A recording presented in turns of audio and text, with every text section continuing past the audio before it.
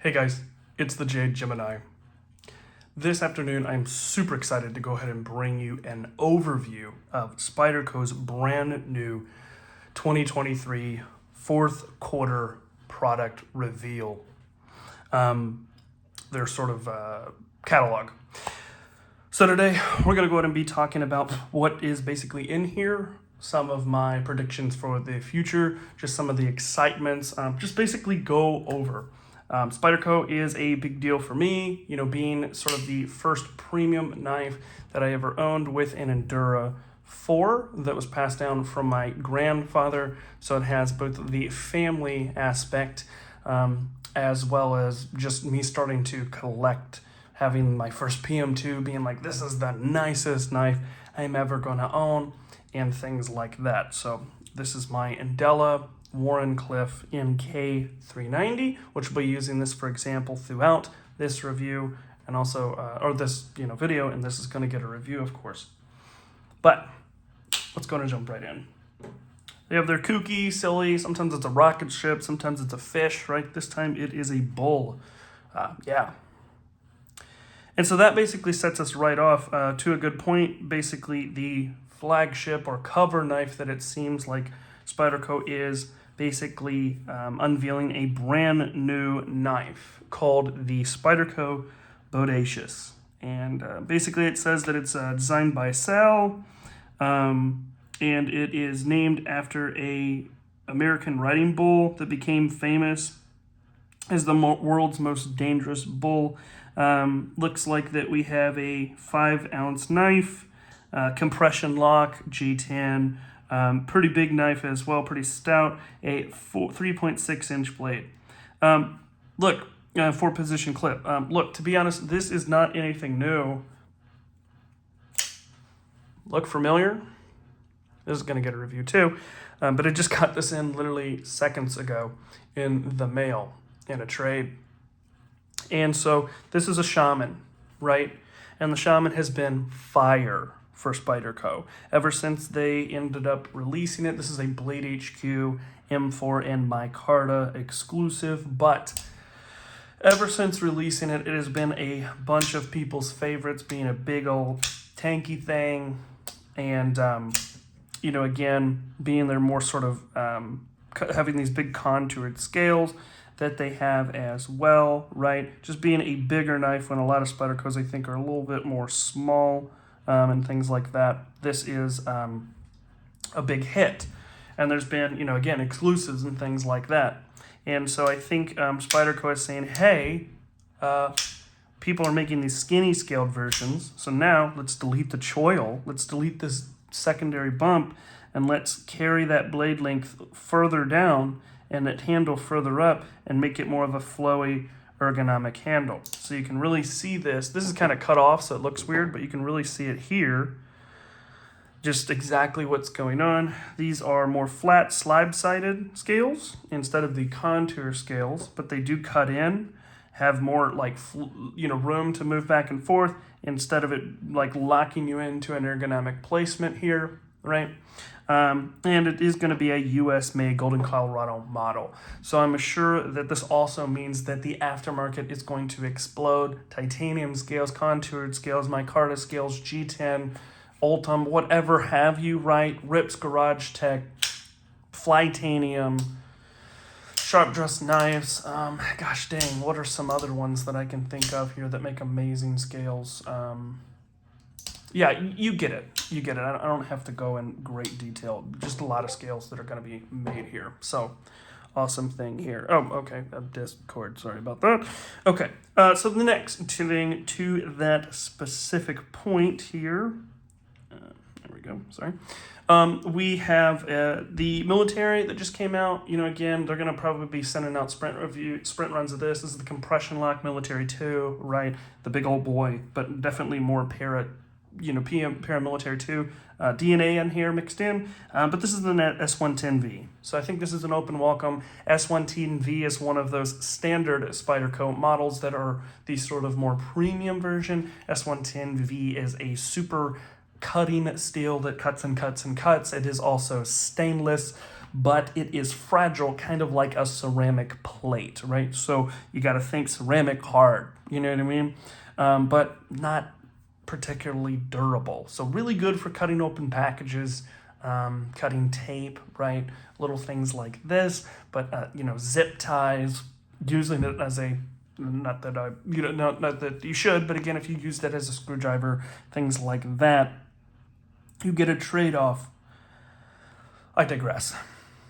So the next thing in the catalog here are some just standard, again, sort of upgraded lines or alternative lines. So this is going to be a introduction for the Paramilitary 2, as well as the beloved Para 3 to me.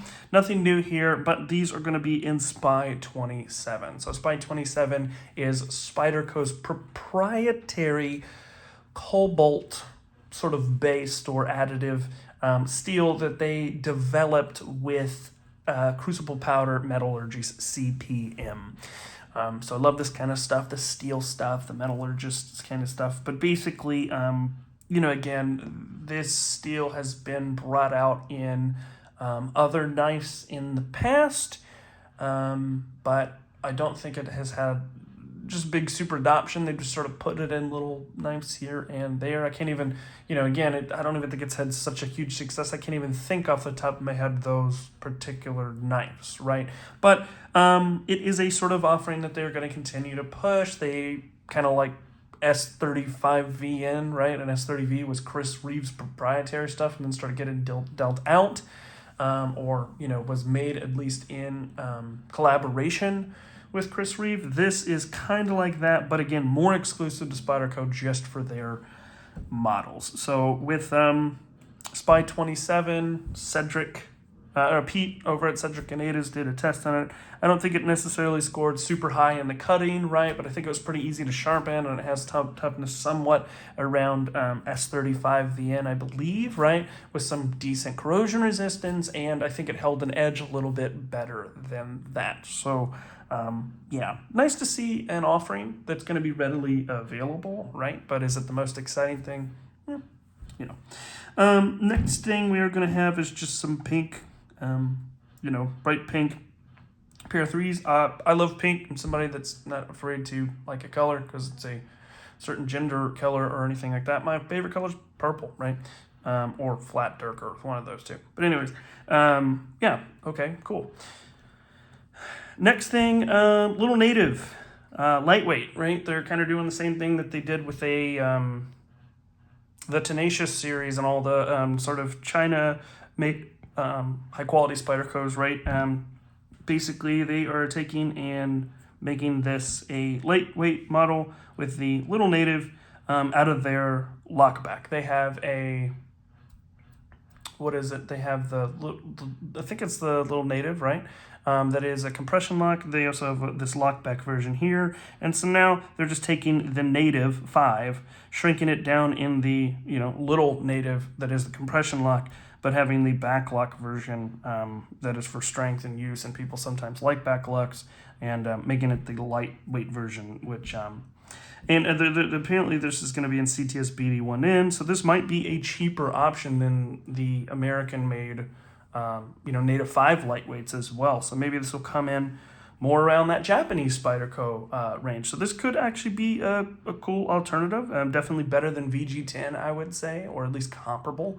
CTS BD1N is different than regular BD1, which is not great, while the N is actually, I think, somewhere nipping under the tail of S30V, which is not bad. Of course, really glad to see this, the Cruwear, right? The Cruwear Micarta PM2 is a smash hit.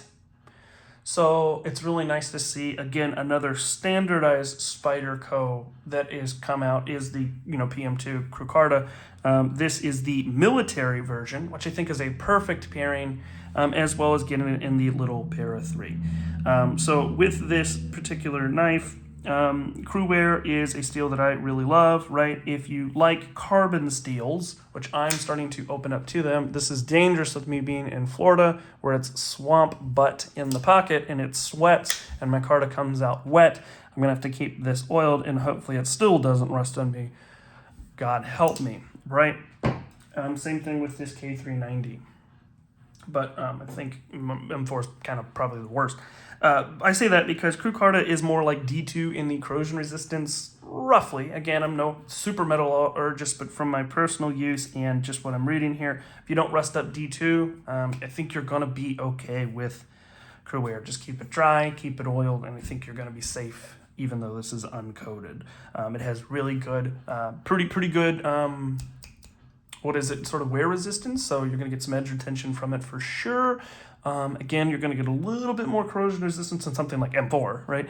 And you are going to get a lot of toughness as well, and the ability to just strap it and it come back to life. So an amazing user steel, and it's so great to see that this steel is going to be readily available instead of some hyper special. It is going to be interesting to see. I'm trying to zoom in and it just will not work, will it? I'm trying to basically see if this is going to be full linered as well, which they did on the Cruwear because my Carta can flex.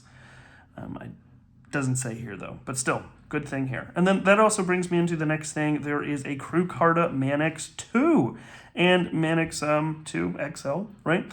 Why I think that this is just absolutely fantastic is the fact that I believe the Manix is one of the most underrated knives that Spyderco makes. It is incredible. It has a strong mechanism. The ergonomics are great. It is a full-size carry knife as well. And I just feel like it is not properly made enough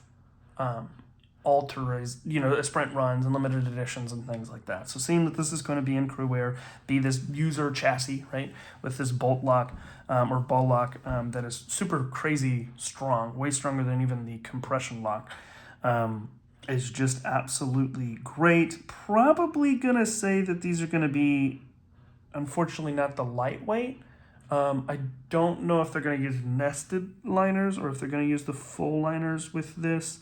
I'm hoping they use the standard liners. This would be even one that I would pick up, possibly, and put some scales on an aftermarket. But again, it's really going to depend on if that is the standard sort of lightened down, evolved version of the Manix, and not some special full-lined version. We'll see. Looks like we got a Sage 5 in MagnaCut. Again, MagnaCut is one of those other steels that keeps an edge for an extremely crazy long amount of time. Doesn't have really any corrosion resistance, I think, much at all, right? And is quite brittle. So this is like ultimate cutting performance type stuff. Yes, there's some crazier stuff like Rex 121 and things like that, but this I think is more readily available, and they're one of the only companies that deal with this. So this is Sage 5, lightweight, compression lock, amazing leaf blade shape of Spyderco's things. This is a knife that I would love to get my hands on if they made the right combination, but there really is no sprint runs of these, right? Or limited, anything like that. So it's nice to see this is in their sort of random, advanced line, or, kind of like K390 is, right? This is a sort of normal thing that, like, there used to be ZDP 189. Now this is sort of taken the place of that as a more advanced, super high wear resistance steel. We got a Chaparral here, lightweight. What does this say? XHP. It's serrated, so I'm not sure if this is just the serrated model. Yeah, it says it has the serrated edge. So I don't know if they're just adding that to the catalog. Not a big serrated fan, right? Except on my Leatherman, because it's not great steel anyways. It's more of a working tool. Yeah, just because of sharpening. God, this is what I am most excited about, I think. Believe me, I'm really excited about the other stuff, but this is the headliners, right? I said the ultimate knife would probably be a MagnaCut PM Pair 3 or PM2, right? Just because I'm afraid of that tip breaking, but otherwise it's like a perfect knife. Here it is, guys. We've made it. We have a Pair 3 Caribbean, or PM2, Paramilitary 2, Caribbean, or Caribbean, essentially, is what we're looking at here. So make the two have a baby, and here we got it. So we have a Paramilitary 2, and thank God there is a DLC version for me that likes that tactical look. But yeah, that's what we have here. We have it where it is a PM2 with MagnaCut. And it has the sort of indentation scales for better grip with wet hands. And that's basically what we have here, right? It says it takes full advantage of MagnaCut's saltwater resistance, which is the thing that I'm most interested in. It even says right here that this has the signature Caribbean's bi-directional texturing, right, with the yellow color to be able to easily see it. I'm not a big fan of that. I've had the Caribbean before, and again, that was kind of loud. So I'm hoping that I can get this version, and basically it says nested stainless steel liners. So I'm hoping that this just uses plain, boring ASS scales here, and we can just throw some gorgeous titanium and have a mega knife, right? With MagnaCut and titanium, or some other cool scale material like fat carbon or something like that. That's going to hurt my wallet for sure. Kind of to that same point, right? I think another extremely underrated knife is this, the Manix 2 lightweight. It is a weird knife. You can't disassemble it, right? Is that still the case here? No, what? Wait a minute. Oh, gosh, Jesus. This is going to be something new. This is a lightweight that is disassemblable now. This is huge. So it's MagnaCut, the lightweight knife, but it's disassemblable now instead of being the weird bolted together, riveted design, which is great, right? But you can't take it apart to clean it or anything, and you can't put any of the enhanced like ball bearing or titanium locks or any customization elements at all. This seems to be that lightweight chassis with the bidirectional texturing, but it has the ability to be disassembled, right? So I don't think you're going to get liners in this, which I think is fine, right? But you're able to take it apart. So it's kind of that best of both worlds. Some people might not like that because they might want to customize and put this in different scales and things like that. But you could at least do a blade swap if you already had a Manix, right? But even as is, this is huge. That's going to be something I'm getting for sure. But I think that this in general is a lot of cutting power, big blade, crazy ergonomic, tracer texturing.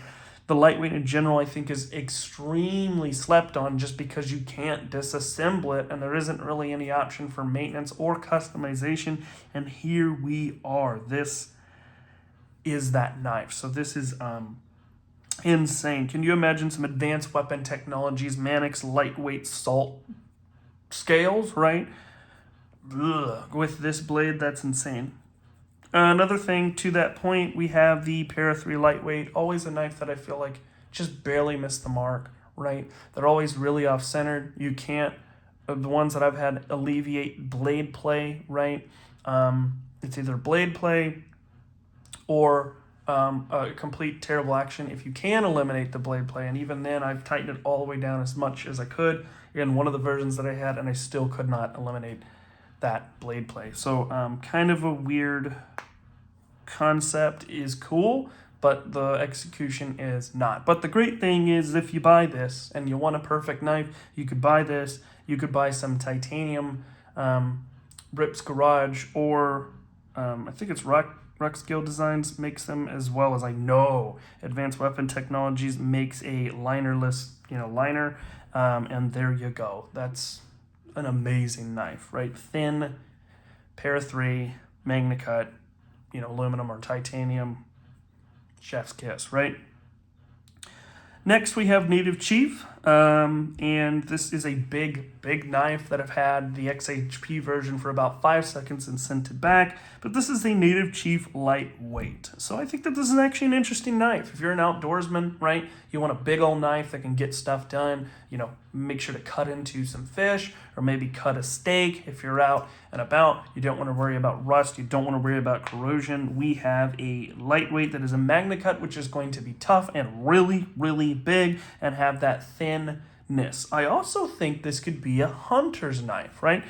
It's not that crazy belly that you do get with something like a Skinner, but again, I can imagine that sort of fine tip that's going to be strong with MagnaCut and the corrosion resistance and the ability to strap it back is going to be a big win for some outdoorsmen. You also have the lightweight in LC200N. I do see some redundancy here. Not really quite sure where LC200N fits. It's a good steel, but I don't know. I just think MagnaCut outperforms it. But yeah, still, I think that's good. Another one here, just running it back. We have a Stretch 2. Unfortunately, kind of missing the mark with H2 steel, or not steel. H2 is an alloy that is not steel, so it will not rust whatsoever. Period. Maybe the lasering have rusted in the past or something, but not actually. This cannot rust. It's an alloy. It's not a steel. But it is so extremely soft. It does not hold an edge for anything. It has this weird thing that the more you sharpen it, it like kind of tempers it and it gets harder, but then you're going to have this weird little stick because you sharpened it so much because it's so soft. Just never been a fan from what I've read and picked it up. But you do have a absolutely positively, you don't have to worry about it, rust-proof cutting utensil. So maybe a good tackle, box knife. You do also have a Lion Steel Spyderco, right?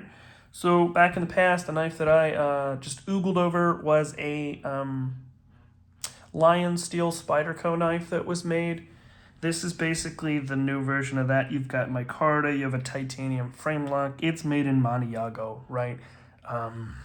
Unfortunately, what that means is that this knife would be super sick and something I would be super duper duper excited to pick up. But being made in Maniago, even though this does use M398, there is that question that if it's M398 ran at 56 Rockwell, not great. The heat treats here are not great. The quality control here is really hit or miss. You can have gritty actions. You can have some weird finishing, right? They do an amazing crown spine, and they use some amazing quality micarta, and I do love the finishing on like giant mouses and things like that. So there is some really cool things that are there. Believe me, I want to get an Italian-made knife, and it be perfect, right? I might have some ancestry that is Italian, and I have my like Unimatic and my different things like that. My love for Lavazza, right? But they just haven't really shown to get it right yet. So even though this is mega cool, I don't think I would be picking that one up, unless I see otherwise with their quality. Moving forward, sprint runs. We got the Military 2 S90V. They're carbon fiber. I don't know if this is that carbon G10 laminate or this is real carbon fiber. Yeah. Solid carbon fiber scales with a subtle peel ply. So it's their peel pal stuff, not what I love, to be honest. But this is a cool combination, that carbon fiber-ish peel ply texture stuff and S90V. Does say it's solid though, so I don't know if they're taking real carbon and then cutting G10 texture in it, which would be a little better, or if it is a peel pie G10 with just a laminate of carbon fiber. I'm thinking it's the first and not the second, but that's cool. And then this is, for what it says, it's the Catcherman, right? It's an LC200N.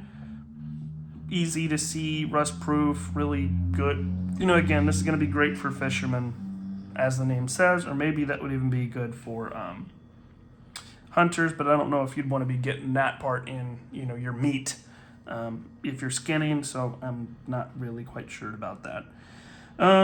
We got some stuff about some stones. This might be, see, there we go again. This might be some sort of new sharpening device or something, or maybe just talking about the stones, but yeah, just some stuff there.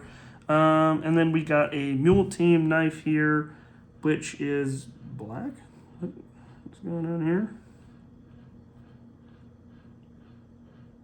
conventional ceramics. High impact ceramic, state of the art.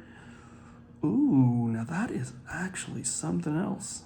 Yeah, it says that it is higher, greater than steels, a greater hardness. Mule team blade. So yeah, this is something interesting at least, right? Kind of like I was talking about ceramic plates, super hard.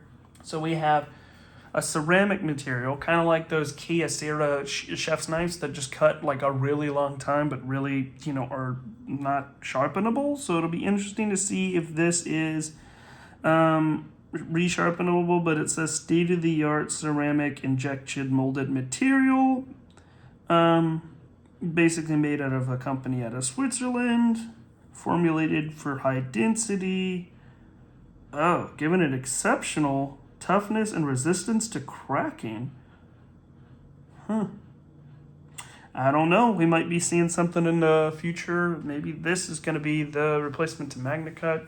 Not quite sure. I'm not convinced. I want to see somebody sharpen this stuff, see what happens. But yeah, that's a cool place to end it off. People. So yeah, we have just some really super interesting, cool stuff going on here with Spyderco's release, right? We've got MagnaCut stuff, but we also got some of the Cruwear stuff being put in. We have a Manix that's lightweight, that's disassemblable. We have, you know, again, some Spy 27 stuff, if that's your jam. We have some like outdoorsman-y stuff that is there as well as just some little, you know, bits and bobs in between. So overall, I think that probably the big hits of the MagnaCut stuff, and definitely gonna be probably a sprint run king, and they're gonna run it back with this Bodacious, which is a sort of slim down, trimmed down, you know, shaman here with the big old tough boy. So gonna be interesting to see all this stuff coming out, but this is one of the most exciting Spyderco catalogs that I've seen ever. I'd love to see what you guys think down below. If you like this video, a little different than what I usually do, but just as exciting, give a like, please, as well as subscribe, as it helps the channel. I can't believe we are over 2,000 subscribers. As well, look me up on Instagram, just JGeminiM390, trying to grow there so people can say, hey, what's this channel that has all these people? And get companies to in contact with me so we can grow even more. Of course, I can't thank you enough, most importantly, for watching this video, as there's so many amazing content creators you can get in contact with, and you've, watched this video of me. I hope everybody has a great rest of your week and stays safe. Take care. Peace.